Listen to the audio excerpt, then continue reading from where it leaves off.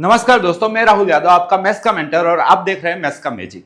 जैसे कि यहाँ पे आप देख पा रहे हैं कि आज के इस सेशन के अंदर हम जो आपके एनसीईआरटी का 12th स्टैंडर्ड का मैथ्स का जो फर्स्ट 4 चैप्टर है, means relation function, ITF, matrices और डिटरमिनेंट्स, उसके ऑब्जेक्टिव क्वेश्चन की स्टडी इस सेशन के अंदर हम करेंगे।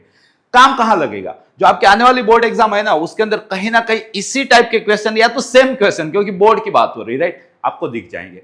अगर आपको लगता है कि क्वेश्चन आपको आता है, फिर भी आपको देखना है, नहीं आते तो आपको देखना ही है और वहां पे समझना है कि मैं कौन सी स्ट्रेटेजी यूज कर रहा हूं उस क्वेश्चन को सोल्व करने के लिए, उसको एडॉप्ट करनी है। ऐसे ढेर सारे सेशन आप लोगों के लिए मैं यहाँ पे इसी चैनल पे मतलब के लाऊंगा, और वो सारे अगर सेशन आप फॉलो करते हो तो यकीन मानना कि भाई 50 आउट ऑफ 50 आ ही जाएगा। थियरी में तो सबके आते हैं, मतलब कि कहीं ना कहीं मैजिकल 3 डिजिट जो आपका सपना होता है वो आप साकार कर पाओगे। ज्यादा टाइम वेस्ट ना करते हुए सेशन की शुरुआत करते हैं। फर्स्ट क्वेश्चन देखते हैं। यहाँ पे फर्स्ट क्वेश्चन देखो, टीसीआई ना पूछा जाए यार तो बुरा लगता है। मतलब पहले देखो, यहाँ पे ट्रिग्नोमेट्री है, फिर कांस्टेंट है, फिर इनवर्स ट्रिग्नोमेट्री है। टीसीआई को सोल्व कैसे किया जाता है? तो सबसे पहले इनवर्स ट्रिग्नोमेट्री को थीटा बोल देने का होता है। मींस यहां पे cos इनवर्स 2/3 को आप थीटा बोल लो। जैसे ही आपने ये काम किया, सो cos अप्लाई करोगे तो cos थीटा आपका क्या हो गया बेटा? 2/3। अब आपको पूछा क्या? आपको पूछा है cos 3 and this is called theta, cos 3 theta. cos 3 theta क्या होता है? अगर 11th में आपने ध्यान से ट्रिग्नोमेट्री पढ़ा है तो cos ट्रिपल होता था 43, मतलब ये होना चाहिए 4 cos cube theta minus 3 cos theta. Just आप वैल्यू सब्स्टिट्यूट करो, सो 4 cos क्यूब थीटा कितना हो गया? तो इसका क्यूब 8 और 3 का क्यूब 27 माइनस 3 cos थीटा कितना हो गया? 2/3। तो मतलब कि यहां पे अगर सिंप्लीफाई करते हो तो ये 32/27 माइनस 3 कैंसल आउट, सो 2। फाइनल अगर आप एलसीएम लेते हो तो denominator 27, 32 minus 54 which is minus 22। सो आपका आंसर माइनस 22/27। और इसी के साथ इस सेशन का फर्स्ट एमसीक्यू हम लोगों ने सोल्व कर लिया है, और मेथड बोली जाती है टीसीआई, जो आपको आना जरूरी है। अगले क्वेश्चन की ओर आगे बढ़ रहे हैं। देखो, ये भी मतलब कहीं ना कहीं इंपॉर्टेंट है, राइट? इस टाइप का क्वेश्चन भी आपको देखने का रहता है। अगर आप ये क्वेश्चन को पढ़ रहे हो तो सबसे पहले आपको मालूम है कि इस टाइप के क्वेश्चन में माइनस का लफड़ा पहले सोल्व करने का होता है। यहां पे माइनस दिखा, साइन इनवर्स माइनस को आगे फेंका, बट कॉस इवन फंक्शन है, माइनस को पी गया। मतलब ये आपका क्वेश्चन है cos of sine inverse 4/5। Minus का क्या हुआ मैंने एक्सप्लेन कर दिया, plus sign of tan inverse 3/4 plus cos of cosec inverse 5/3। अब इसको कैसे सोल्व करेंगे? हम यूज करेंगे ट्राइंगल। यहां पे आप ट्राइंगल ड्रॉ करो। यहां पे देखो, साइन इनवर्स का ट्राइंगल ड्रॉ करना है। साइन इनवर्स मतलब ऑपोजिट बाय हाइपोटेनियस, तो पाइथागोरस बोलेंगे कि सर ये 3 होगा। सिमिलरली यहां पे आप ट्राइंगल का सहारा लो। tan inverse means opposite by adjacent, तो पाइथागोरस बोलेंगे कि ये 5 होगा। सिमिलरली यहां पे भी आप ट्राइंगल का हेल्प लो। कोसेक इनवर्स मतलब हाइपोटेनियस बाय ऑपोजिट, तो पाइथागोरस बोलेंगे कि 4 होगा। अब इस ट्रायंगल के बिहाफ पे आपको cos लिखना है। cos means adjacent over hypotenuse. इस ट्रायंगल के बिहाफ पे sin लिखना है। sin means opposite by hypotenuse. और इस ट्रायंगल के बिहाफ पे आपको cos लिखना है, मींस एडजेसेंट बाय हाइपोटेनियस। अच्छी चीज क्या है? सबका डिनोमिनेटर सेम है, तो न्यूमरेटर का सम हो गया। जो 10 है, 10/5। Very difficult, but you know answer is 2, right? Next question की ओर आगे बढ़े। नेक्स्ट क्वेश्चन देखो, ये भी कहीं ना कहीं मतलब इंपॉर्टेंट क्वेश्चन है। थोड़ा सा समझो। अपने गांव में सेक स्क्वायर को 1 प्लस tan स्क्वायर बोला जाता है, प्लस कोसेक स्क्वायर को 1 प्लस कॉट स्क्वायर बोला जाता है। यहां पे क्या देके रखा था? tan इनवर्स 3, और यहां पे क्या देके रखा था? cot inverse 3। अब समझिएगा, tan inverse husband wife cancel out हो गए, सो दिस इज 3 और उसका स्क्वायर है ये 1 एज इट इज, 3 का स्क्वायर 9, ये 1 as it is. Similarly cot inverse husband wife है, तो ये क्या हो गया? 3, उसका स्क्वायर है, सो 9। 9 9 18 प्लस 2 20, तो करेक्ट आंसर इज 20, जो ऑप्शन ए के अंदर देकर रखा है। नेक्स्ट क्वेश्चन की ओर आगे बढ़ रहे हैं। देखो, अब ये हल हुआ question. Sine inverse x is equal to y है। ऑप्शन के अंदर आपको y के बारे में कमेंट करनी है। साइन इनवर्स x जो हो सकता है वो y है। साइन इनवर्स x का जो आंसर आ सकता है वो y है। मतलब साइन इनवर्स x की रेंज पूछी है, जो क्या होता है? 4th and 1st quadrant, close interval. Means y जो है वो क्लोज इंटरवल -π/2 से π/2 में छाया हुआ होना चाहिए, राइट? तो -π/2 से π/2 और इक्वल टू भी लगा होना चाहिए, जो यहां पे ऑप्शन बी के अंदर देकर रखा है। So correct answer option B आएगा। Principal value cot inverse negative हो गया। कॉट इनवर्स का घर कौन सा होता है? First second. फर्स्ट में दुनिया पॉजिटिव, सो कॉट इनवर्स नेगेटिव कहां पे हुआ? सेकंड में। 1 और √3 कब होता है? तो 60 के लिए। 60 को क्या बोलते हैं? π/3। पाई बाई 3 को सेकेंड में क्या बोलते हैं भाई? पाई बाई 3 को सेकेंड में क्या बोलते हैं? नीचे से कम मतलब 2 पाई बाई 3। तो करेक्ट आंसर इसका आना चाहिए बेटा 2 पाई बाई 3। अगला क्वेश्चन, अब देखो यहां पे ये भी एकदम आसान क्वेश्चन है, समझिएगा। साइन जहां √3/2 हुआ, कॉस वहां 1/2 हुआ, क्लियर है ना? और साइन जहां 1/2 हुआ तो उसका आंसर π/6 आ गया। आप इस तरह से समझ लो, या तो आप प्रैक्टिकली फील करो, साइन इनवर्स √3/2 का आंसर π/3 हुआ, cos π/3 का आंसर 1/2 आया, और साइन इनवर्स 1/2 का आंसर π/6 है। जिस तरह से आपको समझ में आए, आंसर π/6 आना चाहिए। देखो ये भी बहुत ही फेमस क्वेश्चन, ट्राइंगल के बिहाफ पे आपको आंसर देना है। यहां पे देखो tan inverse means opposite x है, एडजेसेंट 1 है, तो पाइथागोरस जी बोलेंगे इनका स्क्वायर का सम होना चाहिए आपका हाइपोटेनियस। अब इस ट्राइंगल के बिहाफ पे आपको कॉस लिखना है। कॉस क्या होता है? Adjacent over hypotenuse. तो आंसर क्या आना चाहिए? 1/√x² + 1। तो 1/√x² + 1 यहाँ पे ऑप्शन बी के अंदर देके रखा है। नेक्स्ट क्वेश्चन की ओर आगे बढ़ रहे हैं। अब ये भी बहुत ही फेमस क्वेश्चन है, देख लो भाई इस क्वेश्चन की अहमियत। आपको क्या करना है? ऑप्शन वेरीफाई करना है। यहां पे 3 ऑप्शन है, 3 मतलब ऑप्शन 4 है, उसके अंदर 1/2 3 जगह है। तो अगर 1/2 आंसर आ रहा है तो ए, बी या तो डी में आंसर होना चाहिए। अगर 1/2 आंसर नहीं आ रहा है तो सी आपका आंसर होना चाहिए। वैसे तो आपने प्रैक्टिस की होगी, आप जानते होंगे कि सी आंसर आएगा, बट फिर भी सीख लो। आप x के बदले 1/2 वेरीफाई कर रहे हो भाई, तो ये क्या हुआ? Sine inverse 1 - 1/2 which is 1/2 -2 time sign inverse x के बदले 1/2 रख रहे हो। साइन 1/2 कब होता है? π/6 माइनस ये 2 टाइम π/6, राइट? सो आंसर क्या आया बेटा आपका? -π/6। बट आपको तो क्या लाना था? π/2। क्या -π/6 π/2 होता है? नहीं होता है, राइट? मतलब x = 1/2 इस क्वेश्चन का सॉल्यूशन नहीं है। मतलब a, b और d नहीं है, तो है क्या? 0, राइट? नेक्स्ट देखो यहां पे वंस अगेन ये TCI का क्वेश्चन, cos 2θ TCI। तो सबसे पहले बताओ यार, शुरुआती यहीं से किए थे, आपको क्या करना है? I को थीटा बोल देना है, मतलब कि साइन थीटा आपका क्या हो गया? x हो गया। तो आपको पूछा क्या है? cos 2, ये तो थीटा था, is equal to 1/9। cos double in the form of sine, दुनिया जानती है 1 - 2 sine square single is equal to what? 1/9। यहां पे मैंने क्या किया? cos डबल की फॉर्मूला यूटिलाइज की, cos double is equal to 1 - 2 sine square single. So 2 sin square theta is equal to 1 - 1/9, but sin theta तो x है, so 2x² is equal to 9 - 1 8/9, so x² is equal to 4/9, so x is equal to ±2/3। तो आपका answer यहाँ पे जिस तरह से option दिया है 2/3 होना चाहिए। अगले क्वेश्चन की ओर आगे बढ़ रहे हैं।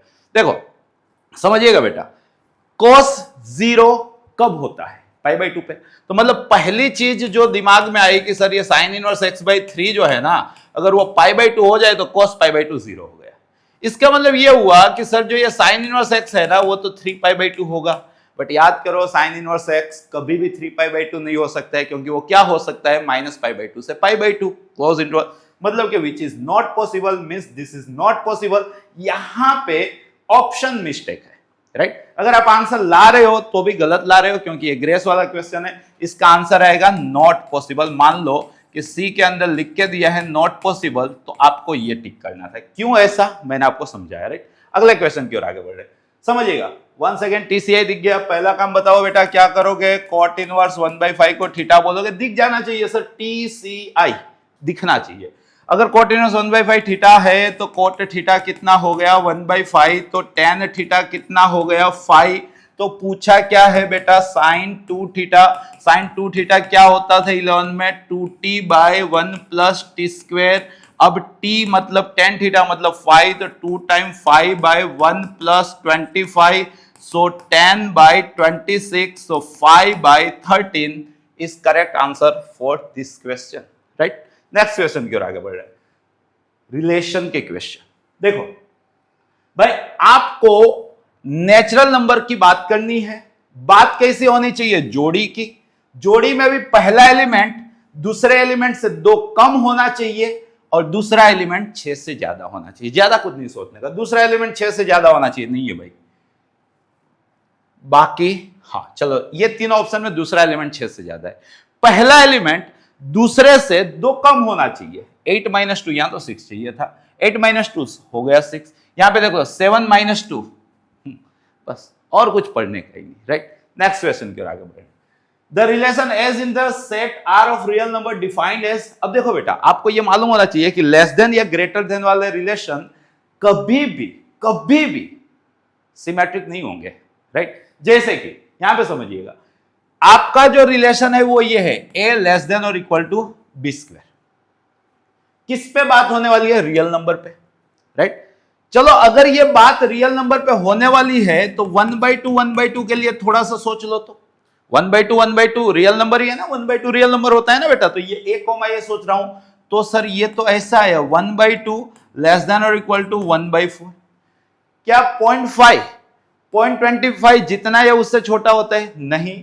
मतलब कि सर ये तो does not belongs to R है, या मतलब कि a comma a does not belongs to R है। तो यहां से हम श्योर हो गए कि सर ये तो नॉट रिफ्लेक्सिव है, राइट। अब इसने रिफ्लेक्सिव बोला तो गलत बात है, राइट। हाँ, नॉट रिफ्लेक्सिव जैसे ही तय हुआ हमें मालूम चल गया कि ये इक्विवेलेंस रिलेशन नहीं है। ज्यादा सोचने की बात नहीं है। बाकी लेस देन नॉट सिमेट्रिक होता है और यहाँ पे नॉट ट्रांजिटिव भी होगा। तो कुछ ये सोच आपको होनी चाहिए इस टाइप के क्वेश्चन को सोल्व करने के लिए। नेक्स्ट क्वेश्चन देख रहे हैं। देखो n to n की बात हो रही है, f of x x³ है। थोड़ा सा इसकी रेंज सोचो तो, अगर आपने x के तौर पे x लेना कहां से, कैपिटल N में से 1 लिया तो 1 आया, 2 लिया तो 8 आया, 3 लिया तो 27 आया, 4 लिया तो 64 आया। कुछ बातें ऐसी होने वाली है। कोई भी नंबर का क्यूब यूनिक होता है, मतलब एक नंबर के लिए 2 क्यूब रूट नहीं आते हैं, मतलब कि ये 1 1 हुआ। Got it. और जब आप इसकी रेंज देख रहे हो और कोडोमेन देख रहे हो, तो कोडोमेन में 2 3 4 है, बट रेंज में तो नहीं है। मतलब रेंज और कोडोमेन डिफरेंट हुए। अगर रेंज और कोडोमेन सेम होते हैं तो ऑन टू बोलते हैं, तो डिफरेंट हो गए तो क्या बोलेंगे? Not onto. तो मतलब कि ये नाइदर 1 1 नॉर ऑन टू का एग्जांपल है। तो not 1 1 and not onto function, right. Next question की ओर आगे बढ़ रहे हैं। समझिएगा, let R with the relation set on 1 2 3। अब देखो डोमेन में कितने लोग हैं? 3 लोग हैं। रिलेशन के अंदर भी 3 लोग ही हैं, और वो जो तीनों लोग हैं वो खुद के साथ ही रिलेट हुए हैं। बेटे याद रखिएगा, जब भी डोमेन के सारे एलिमेंट सिर्फ और सिर्फ खुद के साथ रिलेट होते हैं तो उसको आइडेंटिटी बोला जाता है। रिफ्लेक्सिव मतलब खुद के साथ होना चाहिए, दूसरों के साथ हो जाए कोई दिक्कत नहीं है, बट आइडेंटिटी का क्या मतलब? सिर्फ और सिर्फ खुद के साथ होना चाहिए। मतलब डोमेन में जितने एलिमेंट होंगे रिलेशन में उतने ही होने चाहिए, और सिर्फ खुद के साथ ही रिलेट हुए होने चाहिए। जैसे यहाँ पे 3 थे, रिलेशन में भी 3 थे, और वो 3 कौन से थे? खुद के साथ रिलेट हुए वन। तो ऐसे रिलेशन को हम क्या बोलेंगे? आइडेंटिटी रिलेशन बोलेंगे। और each and every identity relation must be N equivalence relation. अगर आइडेंटिटी है तो इक्विवेलेंस है। बोर्ड को ये कंसेप्ट भी काफी प्यारा था। यहाँ पे आपको बस दिखना चाहिए कि सर ये तो आइडेंटिटी है, और अगर कोई बंदा आइडेंटिटी होता है तो क्या होता है? इक्विवेलेंस होता है। नेक्स्ट क्वेश्चन की ओर आगे बढ़ते हैं। देखो डोमेन के अंदर 3 एलिमेंट है। The number of relation containing 1 2 and 1 3 which reflexive and symmetric but not transitive. अब समझिएगा, ए के अंदर 1 2 3 है, बात रिलेशन की होने वाली है। तो रिलेशन क्या होता है? क्रॉस प्रोडक्ट का सबसेट। तो क्रॉस प्रोडक्ट में आप देखोगे तो 1 1 आएगा, 1 2 आएगा, 1 3 आएगा, फिर 2 1 आएगा, 2 2 आएगा, 2 3 आएगा, 3 1 आएगा, 3 2 आएगा, और 3 3 आएगा। अब इसके जितने भी हम सबसेट लिखेंगे, यहां पे 9 है, हर एक के पास 2 चॉइस है, या तो रिलेशन में जाएगा या तो नहीं जाएगा। इसके पास 2, इसके पास 2, इसके पास 2, इसके पास 2 2 2, मतलब 2:9। तो टोटल अगर कोई कंडीशन नहीं है तो 5 1 2 रिलेशन डिफाइन हो पाएंगे। बट अपना जो रिलेशन है, जो इस क्वेश्चन में है, उसने बोला है कि सर 1 2 और 1 3 तो चाहिए ही भाई। तो 1 2 और 1 3 तो चाहिए ही। मतलब इसके पास कोई चॉइस नहीं थी, इसके पास कोई चॉइस नहीं थी, इनको चुपचाप प्रेजेंट रहना था, राइट। साथ साथ रिफ्लेक्सिव भी होना चाहिए। रिफ्लेक्सिव का क्या मतलब हुआ?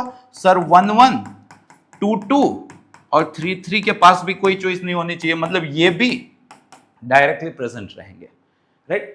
साथ साथ सिमेट्रिक भी होना था, मतलब 1 2 है तो 2 1 के पास कोई चॉइस नहीं है, और 1 3 है तो 3 1 के पास कोई चॉइस नहीं है, मतलब कि 2 1 और 3 1 के पास भी कोई चॉइस नहीं है।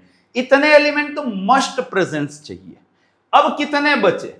1 और 2, ये 2 लोग बचे ना, इसके पास 2 चॉइस, इसके पास 2 चॉइस, तो मैक्सिमम आप 4 रिलेशन डिफाइन कर सकते हो। वो 4 कौन से? बस इतना ही। पहला मतलब दोनों में से कोई नहीं आया, या तो इसी के अंदर खाली 2 3 आया, या इसी के अंदर खाली 3 2 आया, या तो इसी के अंदर दोनों आ गए। क्लियर है बेटा? ये चार, खाली इतना, this plus this, this plus this, this plus this, ये चार रिलेशन मैक्सिमम डिफाइन हो सकते हैं, क्योंकि इसके पास दो चॉइस थी, इसके पास दो चॉइस थी, तो टोटल चार है, तो चार हो सकते हैं।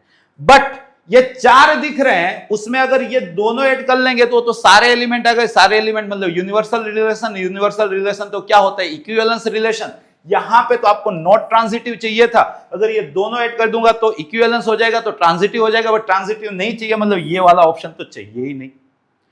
अगर सोच लो खाली 2 3 है तो उसका रिवर्स 3 2 तो नहीं है, बट अपने को तो बेटा सिमेट्रिक भी चाहिए था, तो खाली 2 3 या खाली 3 2 भी नहीं आएगा। तो कितने आएंगे? जो ये डिफाइन था उतने ही आएंगे। कितने आए? 1 आए। तो करेक्ट आंसर क्या है? 1। वैसे प्रीवियस ईयर के अंदर ऐसे भी सिखाता था कि अगर 2 पेयर दी है तो आंसर 1 है, 1 पेयर दी है तो आंसर 2 है। चाहो वैसे, अगर एनसीईआरटी वाला आता है तो कर सकते हो, बट लेटेस्ट गुजकेट में वो जो परिभाषा है वो तोड़ दी गई थी, तो इसलिए आपको ऐसा समझना चाहिए, सीखना चाहिए। अगले क्वेश्चन की ओर बढ़ रहे हैं। देखो, क्वाड्रेटिक की रेंज ऑलवेज इंपॉर्टेंट होता है। आप एओडी से भी खोज सकते हो, परफेक्ट स्क्वायर से भी खोज सकते हो। परफेक्ट स्क्वायर कुछ ज्यादा इजी होता है, तो हम परफेक्ट स्क्वायर से खोज रहे हैं। यहाँ पे एफ ऑफ एक्स है अपने पास 4x² plus 12x plus 15। Integration में भी यूज होता है। परफेक्ट स्क्वायर कैसे बनाया जाएगा? लीडिंग कोएफिशिएंट 1 चाहिए, मतलब 4 कॉमन ले लो, x² plus 3x plus 15/4, right? 4 या x² plus 3x। Last term क्या होती है बेटा? आप जानते हो, मिडल का आधा का स्क्वायर। मिडल है यहाँ पे 3, तो उसका हाफ हुआ 3/2, उसका स्क्वायर हुआ 9/4, तो यहाँ -9/4 और चल क्या रहा था? 15/4।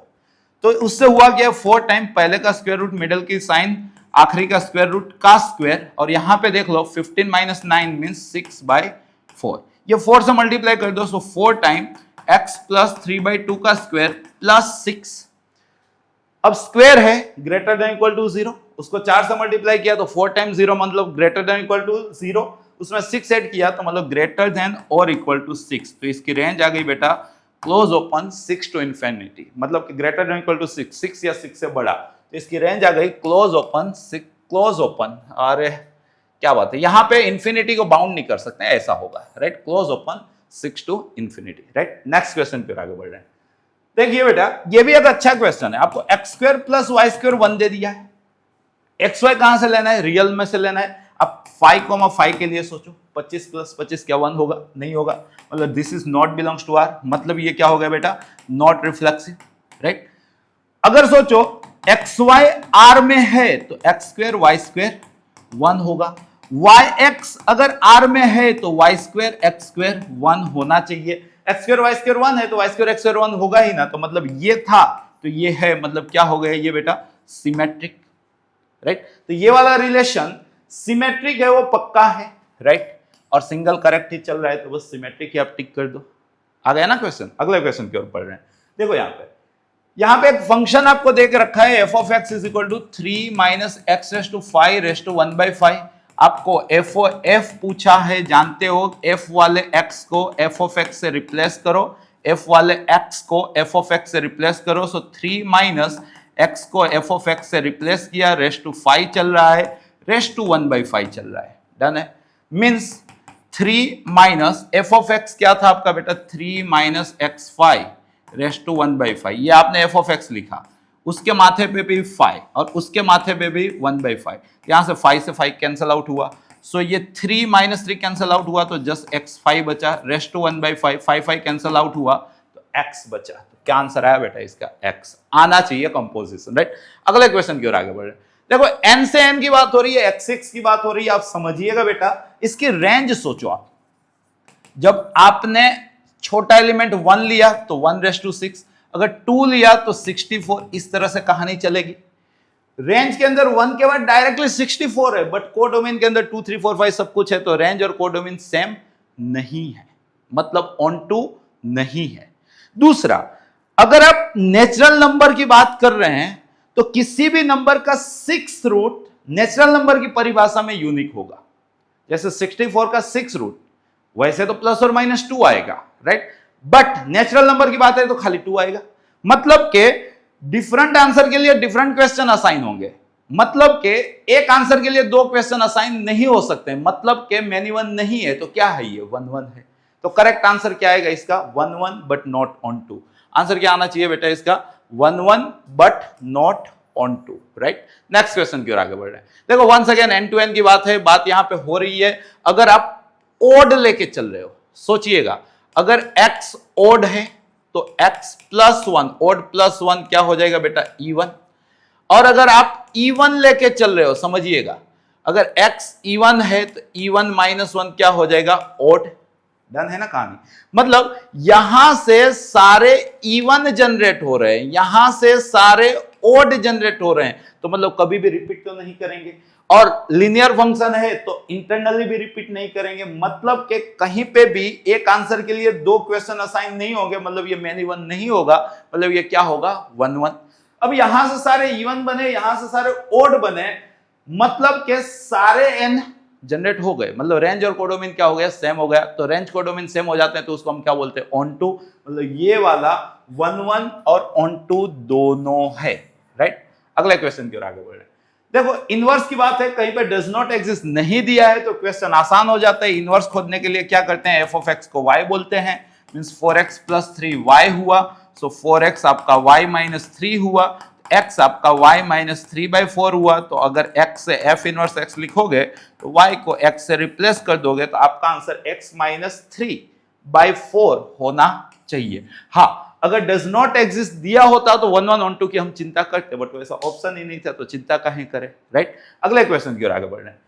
देखो ए के अंदर 4 एलिमेंट है, बी के अंदर 4 एलिमेंट है, number of onto function from A to B. समझिएगा इधर 4 एलिमेंट है, डन है। इधर भी बेटा 4 एलिमेंट है, डन है। इधर 4 एलिमेंट है, इधर 4 एलिमेंट है। फंक्शन तो बनाना ही है। फंक्शन का क्या मतलब हुआ, इधर से सारे बंदे के एक एरो निकलेंगे, मतलब इधर से 4 एरो निकलेंगे। बट ये वाला फंक्शन ऑन टू होना चाहिए। ऑन टू का क्या मतलब, इधर भी सबके पास एरो होना चाहिए, मतलब इधर से निकल सकते हैं 4 एरो, इधर भी चाहिए 4 एरो। मतलब अपने आप समझ में आ गया कि ये 1 1 होगा। वैसे भी अगर आपने एनसीईआरटी सही वे से पढ़ी है तो अगर डोमेन कोडोमेन में सेम नंबर ऑफ एलिमेंट होते हैं, अगर ऑन टू होता है तो 1 1 बाय डिफॉल्ट होगा, अगर 1 1 होता है तो ऑन टू बाय डिफॉल्ट होगा। दो एग्जांपल कंटिन्यूअस देके रखे हैं, मिसलेनियस से जस्ट बिफोर, राइट, मतलब 1.2 से जस्ट बिफोर। मतलब यहां पे देखो, यहां पे 4 थे, यहां पे 4 थे, आपको ऑन टू पूछा था, डायरेक्टली समझ में आ जाना चाहिए सर ये 1 1 भी होगा। और जैसे ये 1 1 होगा, इसके पास 4 चॉइस, इसके पास 3 चॉइस, इसके पास 2 चॉइस, इसके पास 1 चॉइस, तो 4 3 12 2 24। तो टोटल कितने फंक्शन, चाहे 1 1 पूछ ले कि ऑन टू पूछ ले, कितने होंगे। जब भी n दे तो n फैक्टोरियल, ये भी ट्रिक मार्केट में चलती है, राइट। अगले क्वेश्चन की ओर आगे बढ़े। यहाँ पे 4 थे तो 4 फैक्टोरियल 24। समझिएगा यहाँ पे एक मैपिंग है r से b तक। फंक्शन कुछ इस तरह से डिफाइंड है, बोला है कि ये ऑन टू है। अगर ये ऑन टू है तो कोडोमेन क्या होगा, कोडोमेन इसकी रेंज जितना होगा। अगर ये ऑन टू है तो रेंज कैसे खोजा जाता है, तो हम जानते हैं कि अपने को इसकी रेंज चाहिए तो इसको आप y बोल दो, चलेगा ना। जैसे ही आपने इसको y बोला तो x square minus 1 y x square plus y हुआ। So x square minus y x square is equal to 1 plus y हुआ। x स्क्वायर कॉमन तो यहाँ पे 1 minus y is equal to 1 plus y हुआ। So x square is equal to 1 plus y over 1 minus y हुआ। So x is equal to plus और minus 1 plus y over 1 minus y हुआ। x define था, मतलब ये define होगा। ये किसके अंदर बैठा है, रूट के अंदर बैठा है। रूट के अंदर बैठने का अधिकार किसको होता है, 0 0 से बड़े के लिए। बट यहाँ लीडिंग ऑप्शन नेगेटिव है तो नेगेशन कर लो। सो y plus 1 over y minus 1 negation किए तो इनइक्वालिटी बदल गई। अब तो वे भी कर्व यहाँ पे 2 क्रिटिकल पॉइंट चल रहे हैं, एक है -1, एक है 1।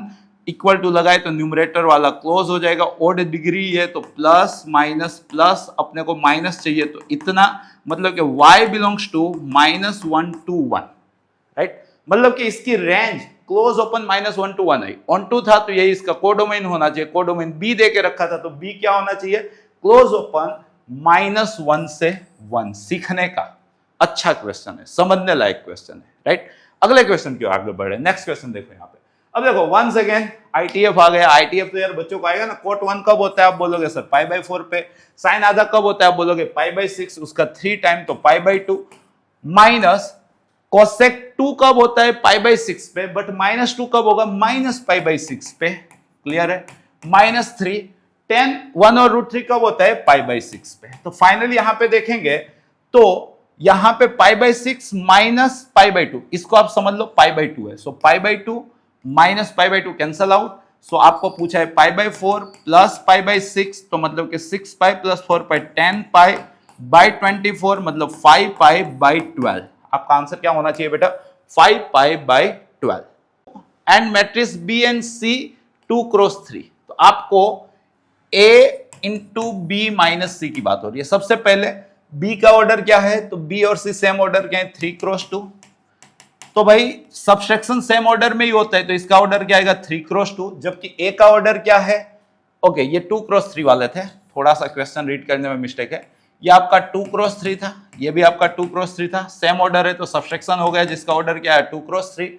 जबकि A का ऑर्डर क्या है? 3 क्रॉस 2। मल्टीप्लीकेशन करना है, ये दोनों सेम चाहिए, सेम है, तो ऑर्डर क्या आएगा? ये वाला, तो मतलब आंसर क्या आएगा आपका? 3 क्रॉस 3। 3 क्रॉस 3 कहां पे देख रखा है? ऑप्शन है। अच्छा क्वेश्चन था, सीखिएगा, राइट। अगला क्वेश्चन की ओर आगे बढ़ रहे हैं। देखो, जब भी बेटा आपको a plus A dash I दे देना, a plus A dash I दे दे, तो मतलब पहला एलिमेंट का डबल इज इक्वल टू इसका पहला एलिमेंट। आई का फर्स्ट एलिमेंट क्या होता है? 1। ये आप कर लो, डायरेक्टली आपका आंसर आ जाएगा। मतलब कि cos अल्फा आपका 1/2 हो गया, तो अल्फा आपका π/3 हो गया। क्लियर है ना? जब भी आपको a प्लस ए डैश दे, उसका मतलब ये हो गया कि ये 2 बार होगा ना, ट्रांसपोज में भी ये बंदा यहीं पे बैठेगा, तो मतलब 2 टाइम cos अल्फा। इधर i देंगे तो i का पहला एलिमेंट, 2i देंगे तो i का पहला एलिमेंट का डबल। ऐसे एक बार ऐसा भी आया है, तो ये कुछ आपको सीखना चाहिए। अगले क्वेश्चन की ओर आगे बढ़ रहे हैं। देखो 28। अब बेटा ये सबको आना चाहिए कि a का डिटर्मिनेंट क्या होता है? k⁻n इंटू a का डिटर्मिनेंट। यहां पे n क्या है? 3, तो इसका आंसर क्या आएगा? k³ इंटू a का डिटर्मिनेंट। तो k³ इंटू a का डिटर्मिनेंट। नेक्स्ट क्वेश्चन समझिएगा, a डैश दे के रखा है, b डैश दे के रखा है, आपको बेटा b a का डैश पूछा है। डैश भी क्या होता है? लॉ ऑफ रिवर्सल को फॉलो करते हैं, मतलब इसका answer a dash b dash आना चाहिए। a डैश आपके पास है 1 2 3, b डैश आपके पास है 4 3 2। अगर आप देखते हो, ये मल्टीप्लीकेशन देखते हो, तो देखो इसका ऑर्डर क्या है? इसका ऑर्डर 3 रो 1 कॉलम, ये 1 रो 3 कॉलम, राइट। तो ये दोनों तो सेम हो गए, तो मतलब कि आंसर आपका 3 क्रॉस 3 आएगा। 3 क्रॉस 3 को हम क्या बोलते हैं? Square matrix. ये भी मल्टीप्लीकेशन का मतलब बेसिक प्रॉपर्टी बेस्ड क्वेश्चन था, सोचने लायक क्वेश्चन था, डिफाइन तो था ही, राइट। अगले क्वेश्चन की ओर चल रहे हैं। भाई दुनिया में एक ही मैट्रिक्स ऐसा है जो सेम टाइम पे symmetric as well as skew symmetric दोनों होता है, जिसको अपने गांव में जीरो मैट्रिक्स बोलते हैं। तो थियोरिटिकल क्वेश्चन है, एनसीईआरटी का ही है। If the matrix A is both symmetric and skew symmetric then A is zero matrix, right. Next question की ओर आगे बढ़ रहे हैं। देखो 2 क्रॉस 2 का इनवर्स ऑलवेज बोर्ड को मतलब बहुत ही इस टाइप के क्वेश्चन से मोहब्बत है, मतलब पूछ ही लेते हैं। आपको सबसे पहले तो ए इनवर्स की फॉर्मूला आनी चाहिए, जो होता है 1 over determinant A into adjoint A. तो यहां पे ये ए है, ए इनवर्स पूछा है, तो 1 ओवर डिटर्मिनेंट खुद आता है क्या? 2 3 6 माइनस 8, तो 6 माइनस -8 मतलब 14, तो यहां पे 14 आएगा, डिटर्मिनेंट वैल्यू 14 आएगी। 2 क्रॉस 2 का एडजॉइंट कैसे खोजा जाता है? मेजर का इंटरचेंज, मेजर डायगोनल के जो एलिमेंट होते हैं ना उसका इंटरचेंज, माइनर वाले जो होते हैं ना उसकी साइन चेंज। तो आपका आंसर कुछ ये होना चाहिए, आगे 1/14 चाहिए, अंदर 3 2 -4 2 कहां पे देके रखा है? ऑप्शन डी के अंदर। तो करेक्ट आंसर क्या आएगा इसका? Option D. अगले क्वेश्चन की ओर आगे बढ़ रहे हैं। यहां पे सोचिएगा, यहां पे आपको मस्त सबसे पहले तो मल्टीप्लीकेशन परफॉर्म करना है, राइट। ये ऐसे गया में पहले देखो, ये है 1 क्रॉस 3, ये है 3 क्रॉस 3, तो इसका आंसर क्या आएगा? 1 क्रॉस 3, वो आंसर ला रहा हूं। ये ऐसे गए, ये ऐसे गया, सो x 0 -2, दिस इज x -2। वैसे ही 0 -10 0, सो -10। वैसे ही 2x -5 -3, तो 2x -8। सिमिलरली यहां पे x 4 1 इज इक्वल टू 0। अब फाइनली देखो, ये आपका 1 क्रॉस 3 है, ये आपका 3 क्रॉस 1 है, 3 क्रॉस 1 है, तो आपका आंसर 1 क्रॉस 1 आएगा। तो x के साथ मल्टीप्लाई होगा तो x स्क्वायर -2x माइनस मतलब -10 into 4 -40 and 1 into this, so 2x -8 is equal to 0, right? तो यहां पे जीरो में ये भी मैट्रिक्स है, ये जीरो मैट्रिक्स है, इसको कंपेयर करेंगे तो x square 2x cancel out, -48 is equal to 0, so x square is equal to 48, so x is equal to 16 3 जा ना, so प्लस और माइनस 4√3। तो आपका आंसर आना चाहिए था प्लस और माइनस 4√3। अगला क्वेश्चन की ओर आगे बढ़ रहे हैं। A is square matrix, A square matrix है, एस स्क्वायर आपका ए है, तो ए क्यूब आपका एस स्क्वायर हो जाएगा, ए से मल्टीप्लाई किया और एस स्क्वायर तो ए था, मतलब ए रेस टू कोई भी पावर कर लेंगे वो ए ही आएगा। क्लियर है? अगर ये कंसेप्ट जानते हैं तो आपको पूछा है i प्लस ए का क्यूब माइनस 8a, सबसे पहले i प्लस ए का क्यूब का एक्सपांशन आना चाहिए 1331, पहले का क्यूब i का क्यूब i होगा plus 3 time i square a तो a आया, plus 3 time i s square तो s स्क्वायर आया, प्लस a का क्यूब, ये मैंने इसका एक्सपांशन किया जो आपको आता होना चाहिए माइनस 8a। बट समझिए a की कोई भी पावर हो आपको आंसर a ही लिखना है, सो a plus 3a 4a plus 3a 7a minus 8a so minus a, सो आपका आंसर i माइनस a इस क्वेश्चन का होना चाहिए। ये भी बोर्ड को बहुत प्यारा है, इस टाइप का एक क्वेश्चन आ जाता है तो आपको जरूर से आता होना चाहिए। अगले क्वेश्चन की ओर आगे बढ़े। The number of all possible matrix of 3 cross 3, अगर 3 क्रॉस 3 मैट्रिक्स है तो बताओ टोटल एलिमेंट कितने होंगे? टोटल एलिमेंट तो आप बोलोगे सर 9 होंगे, क्योंकि 3 रो है 3 कॉलम है तो टोटल एलिमेंट कितने होंगे? 9। हर एलिमेंट के पास कितनी चॉइस है? 2 चॉइस, पहले के पास 2, दूसरे के पास 2, तीसरे के पास 2, चौथे के पास 2, तो ऐसे 9 के पास 2, तो टोटल चॉइस कितनी हुई? तो 2:9 जो कितना होता है 512, तो टोटल मैट्रिक्स कितने बनेंगे? 512। शायद से एनसीईआरटी का क्वेश्चन है। अगले क्वेश्चन की ओर आगे बढ़े। समझिएगा ए डिफाइन है, बी डिफाइन है, ए माइनस बी पूछा है, तो आपको सबसे पहले तो definition of A minus B मालूम होना चाहिए, कोरिलेटेड एलिमेंट का सब्सट्रैक्शन। देखिएगा यहां पे भी 1/पाई है, यहां पे भी 1/पाई है, तो 1/पाई कॉमन ले लिया गया। यहां पे क्या लिखा जाएगा? दिस माइनस दिस, तो sine inverse minus minus plus cos inverse, दोनों के आर्गुमेंट तो सेम है ना, तो sine inverse plus cos inverse अपने गांव में तो π/2 होते हैं। क्लियर? वैसे tan inverse minus tan inverse, argument same है तो क्या हो गया? 0। Sine inverse minus sine inverse, argument same है तो क्या हो गया? 0। Cot inverse minus of minus tan inverse, cot inverse plus tan inverse, argument same होती है तो क्या लिखते हैं? π/2। राइट? इसमें से π/2 कॉमन ले लिया गया, 1/पाई π/2 कॉमन, तो यहां पे बना 1 0 0 1, जिसको i बोला जाता है, पाई से पाई कट गया तो हाफ i आपका आंसर है। आपका आंसर क्या आया? Half i। ये भी एक अच्छा क्वेश्चन था। अगले क्वेश्चन की ओर आगे बढ़ रहे हैं।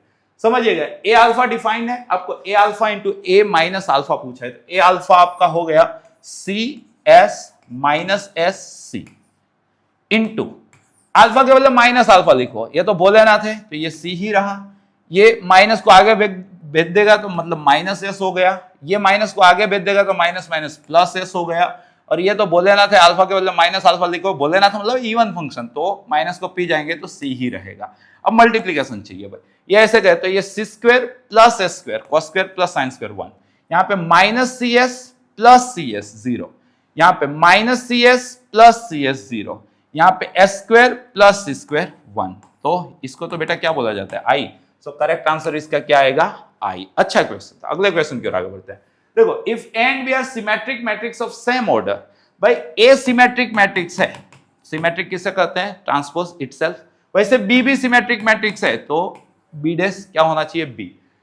अब आपको कमेंट करनी है ए बी माइनस बी है, ये भी बोर्ड को बहुत ही प्यारा मतलब टॉपिक है, जिसके बारे में कमेंट करनी है उसका नया नाम रख लो, let C is equal to A B minus B है। अगर हल्के से नजर आपकी ये एमसीक्यूज पे जाएगी ना तो आपके दिमाग में तुरंत आ जाना चाहिए कि सर ये तो सिमेट्रिक क्यू सिमेट्रिक वाला है, मतलब ट्रांसपोज से काम बनेगा, चलो ट्रांसपोज लगाते हैं। तो इसका ट्रांसपोज मतलब बेटा इसका ट्रांसपोज। अब ट्रांसपोज माइनस में क्या होता है? डिस्ट्रीब्यूटिव होता है, मतलब क्या? ए बी का ट्रांसपोज माइनस बी ए का ट्रांसपोज। ट्रांसपोज मल्टीप्लीकेशन में क्या होता है? अभी सेशन में देखे थे लॉ ऑफ रिवर्सल, मतलब के B dash A dash minus A dash B dash, but ये दोनों सिमेट्रिक थे, मतलब डैश के बदले खुद लिख सकते हैं, मतलब B A minus A B. अगर इसी में से मैं माइनस कॉमन ले लूं तो क्या हो जाएगा? A B minus B A, but A B minus B A तो क्या था? सी, तो क्या आया? Minus C. यहाँ पे देखो ट्रांसपोज खुद का नेगेटिव आया, जो भी मैट्रिक्स का ट्रांसपोज उसी मैट्रिक्स का नेगेटिव आता है उसको हम क्या बोलते हैं? स्क्यू सिमेट्रिक, मतलब कि जो पूछा है वो कैसा है? स्क्यू सिमेट्रिक है। राइट? नेक्स्ट क्वेश्चन की ओर आगे बढ़ते हैं। देखो ये भी बहुत ही प्यारा क्वेश्चन है, बताओ ये वो एग्जाम्पल 22 जो हर साल मतलब इंपॉर्टेंट रहता है।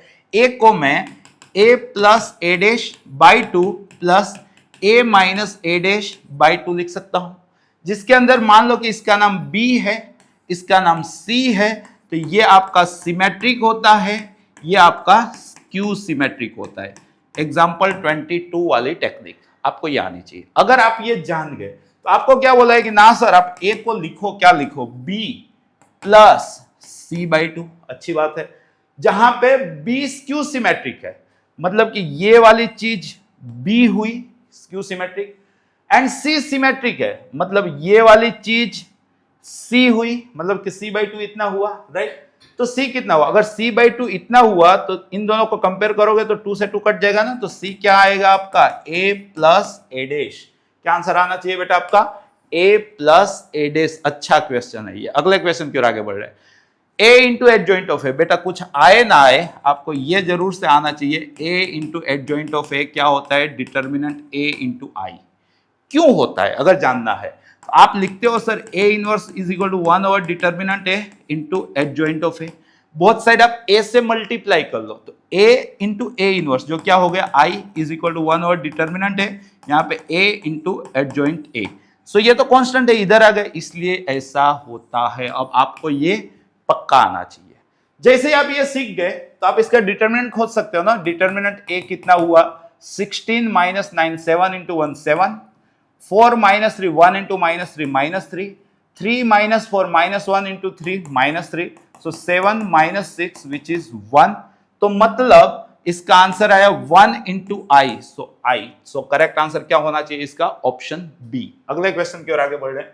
यहां पे देखो, जब भी एरिया ऑफ ट्राइंगल ना आए तो यार पेपर अधूरा लगता है। यहां पे आपको 3 वर्टेक्स दिए हैं with the vertices of triangle and area of triangle. इसका जो एरिया है जो होता है हाफ मोड डी, वो 4 दे के रखा है, मतलब मोड डी आपका 8 हुआ, तो डी आपका प्लस और माइनस 8 हुआ।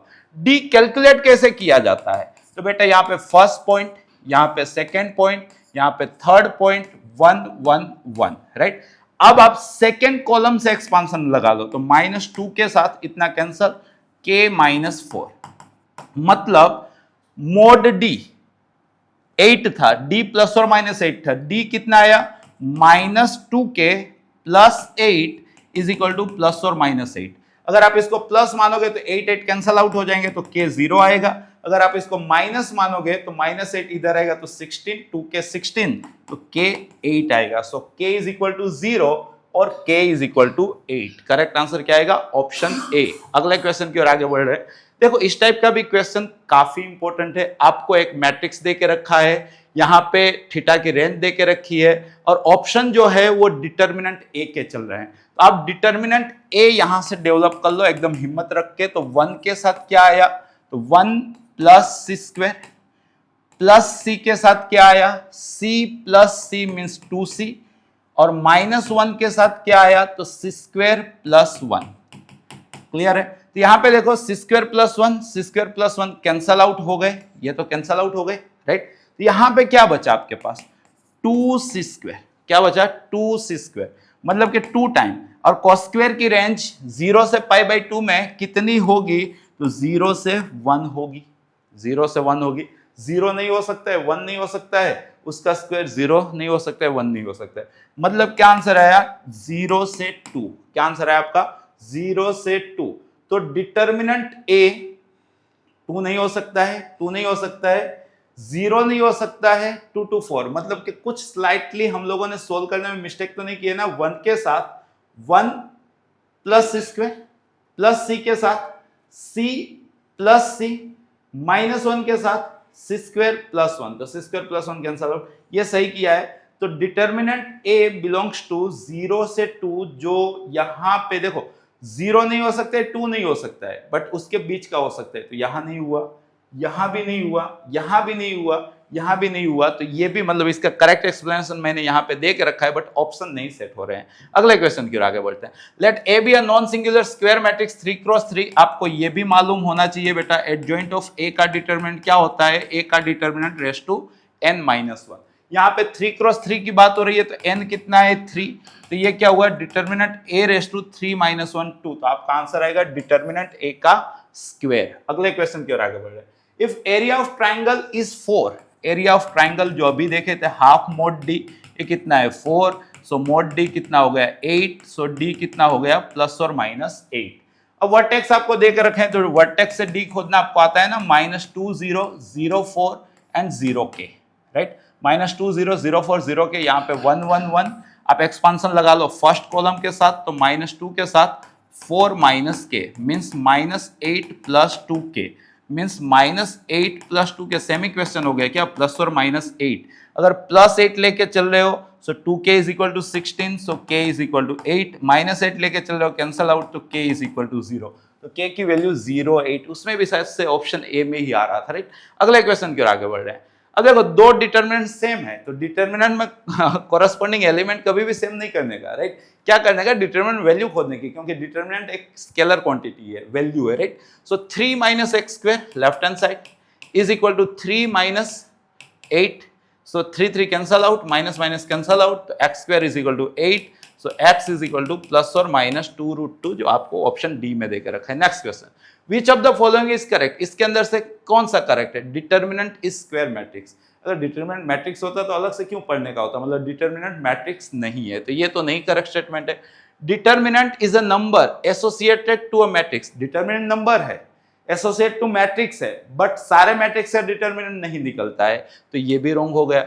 Determinant is a number associated to a square matrix, जो मैट्रिक्स स्क्वायर है उसके साथ एसोसिएट नंबर को डिटर्मिनेंट बोला जाता है, तो करेक्ट स्टेटमेंट क्या है, ऑप्शन सी। अगले क्वेश्चन की ओर आगे बढ़े। देखो यहाँ पे ये सेक 2 डिग्री है, आपको क्या समझना है, सेक 2 डिग्री, राइट। तो डिटरमिनेंट वैल्यू इन दोनों का मल्टीप्लीकेशन ना, तो a plus B a minus B s square minus B square, मतलब सेक स्क्वायर 2 -1 माइनस करके यहाँ पे ये क्या हो गया, कोसेक स्क्वायर 88। अब कोसेक स्क्वायर को ही सेक स्क्वायर 2 बोल सकते हैं ना, 90 - 2 88, तो ये माइनस, यहाँ पे आपका चल रहा है सेक स्क्वायर 2 -1, तो ये कैंसल आउट हो गया, तो क्या बचा आपका -1, तो करेक्ट आंसर क्या आएगा आपका -1। अगले क्वेश्चन की ओर आगे बढ़ रहे हैं। अब देखो एडजॉइंट ऑफ ए, अभी तो सीखे थे कि सर एडजॉइंट ऑफ ए क्या होता है, a⁻n-1, ये 3 क्रॉस 3 देके रखा है तो n3 हो गया, तो डिटर्मिनेंट a का स्क्वायर। अब डिटर्मिनेंट a खोदना तो आपको आता है ना, डिटर्मिनेंट a चलो खोद लेते हैं, 2 - 3 -1 × 3 -3, 4 + 4 8 × 2 16, -6 - 4 -10 × 3 -30, so -33 + 16 मीन्स -17, राइट। तो उसका स्क्वायर 17 का स्क्वायर कितना होता है 289। नेक्स्ट क्वेश्चन की ओर आगे बढ़ रहे हैं। देखो ये भी अच्छा क्वेश्चन है, अगर आप दोनों साइड a से मल्टीप्लाई कर दो a b, तो कांस्टेंट तो आगे आ गया, a इनवर्स क्या हो गया i, a इनवर्स क्या हो गया i। वैसे ही डिटर्मिनेंट a आपका है -3, डिटर्मिनेंट a कितना है -3, राइट। तो मतलब कि a b आपका है -3i, राइट। तो डिटर्मिनेंट b कितना होगा।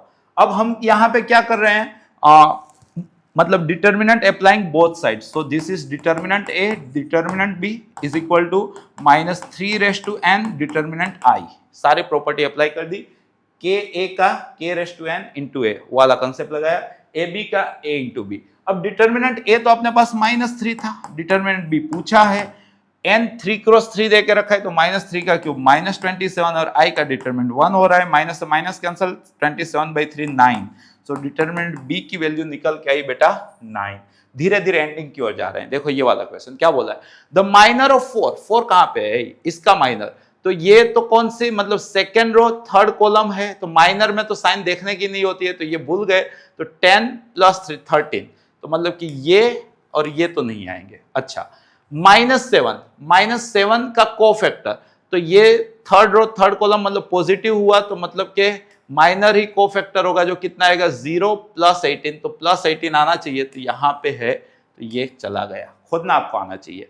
लास्ट क्वेश्चन शायद से, देखो ये भी बहुत ही प्यारा सा बोर्ड में बार बार आ जाता है कि अगर a नॉन सिंगुलर है, समझिएगा, मतलब इसका इनवर्स नहीं एग्जिस्ट कर रहा है, मतलब इसकी डिटर्मिनेंट वैल्यू 0 है, इसकी डिटर्मिनेंट वैल्यू खोजो, अगर नॉन सिंगुलर है तो डिटर्मिनेंट वैल्यू 0 होनी चाहिए, तो 1 के साथ 6 - 3 विच इज 3, -1 के साथ 3 + 3x, +1 के साथ -1 - 2x, ये 0 होना चाहिए, मीन्स 3 -3 -3x -1 -2x 0 होना चाहिए। तो 3 3 तो कैंसल आउट हो गए, इधर गया तो 5x is equal to -1, so x is equal to -1/5।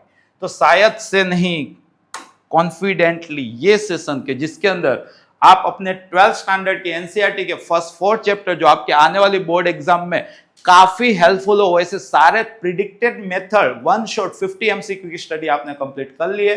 Hopes हो के जरूर से कुछ ना कुछ सीखे होंगे। अगर सेशन अच्छा लगा हो तो लाइक शेयर अब पक्का करोगे, और वो सारे दोस्त के जो आपके साथ मतलब के आने वाले बोर्ड एग्जाम में अपीयर होने वाले हैं या तो गुजकेट के एग्जाम देने वाले हैं, वहां तक ये सेशन आप पहुंचाओगे। ऐसे ही रिवीजन के लिए वापस मिलेंगे, रिवीजन करते रहिएगा। धन्यवाद।